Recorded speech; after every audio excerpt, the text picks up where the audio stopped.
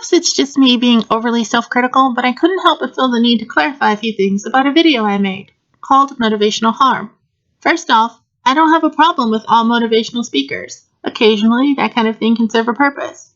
What I have a problem with is the peddling of false hopes and dreams to desperate people that will pay ridiculous amounts of money to attend seminars and buy useless books from motivational con artists and other cheerleaders of conformity that just end up laughing and smiling all the way to the bank. I do realize that on occasion, and for some people, a little adversity can strengthen them in some ways and make them more resilient against some of the hardships of life. But at what point do those hardships start to become emotionally and psychologically damaging? It's just another gambling game. Some people may experience hardships and come out stronger for it, while others end up permanently traumatized from their experiences. People come from a variety of different backgrounds, and what works for one may fail for another. There is no one-size-fits-all solution. For every one great success story out there, there are thousands of people that gave it everything they had and still failed. So what about all the average Joes out there that are made to feel guilty by motivational speakers for not taking advantage of all the opportunities that, at the time, they didn't even know existed? Being a victim of circumstances is a real thing, and there are winners and losers, and some people just get really lucky in life. It's like we're all born into this lottery of life that none of us asked to play in the first place. Society tells us we should all get out there and strive to make it in life. What the hell does that even mean? I suppose they mean financial success, but when did money become the universal means by which all happiness is measured?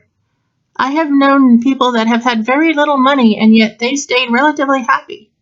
I have seen rich men that have possessed a great deal of material wealth and yet they were constantly miserable. We are all conditioned to believe that possessing money is the only thing that will give us value as a human being, and the only real thing worth doing in life is to take part in the money game. Playing the money game is one of the primary reasons that humanity has such a distorted view of the things that really matter in life. Instead of learning how to better express ourselves and discover who we are as individuals, we end up constantly comparing ourselves to the success of others, and often end up feeling hopeless and disillusioned and even less motivated than before. The last thing they want you to do is to turn your back on the money game. So you are encouraged to think it's your fault that you're not successful, and not that there's something inherently wrong with the game itself. And to keep us from thinking about it too much, we are constantly distracted with products like, "Well, hi there! Do you feel unmotivated? Do you feel like your asshole is just super glued to your couch? Well, what you need is Dick. That's right, John Dick's 8-part motivational series will get you right up off your sweaty fat ass and out the door to accomplish your dreams. And you can have it all for just 5 easy payments of $49.95. After the series, you will finally have the motivation to jump up off your fat, pimple-covered lard ass and actually do something with yourself." Seriously though, no one should ever have to make something of themselves, because they already are something. The goal is to develop and discover who you are as a person, and how you can better express that in a way that will eventually lead to your own happiness and fulfillment in life. Happiness isn't something you can go out and get. Happiness is a result of conditions, and each person can have their own unique conditions that bring about happiness in them, which is why knowing yourself is so important. I'm sure you've seen people that bitch and moan that if they could only have this or that, they would be happy.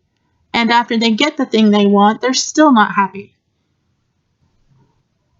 Part of the reason is because they never really knew what the hell they wanted in the first place. They only wanted what they thought they wanted at that time. Again, that's where truly knowing yourself comes in. But that's difficult to do in the constant rat race that our modern world forces us to participate in. So you end up with people running all over the place, spending years trying to achieve shit they never really wanted in the first place. So yeah, motivational speakers that try to get people to run faster on the hamster wheel of society for the promise of a reward that they're not even sure they really want is not my idea of enlightenment. Anyway, until next time, thanks for watching and stay as safe as you can be out there.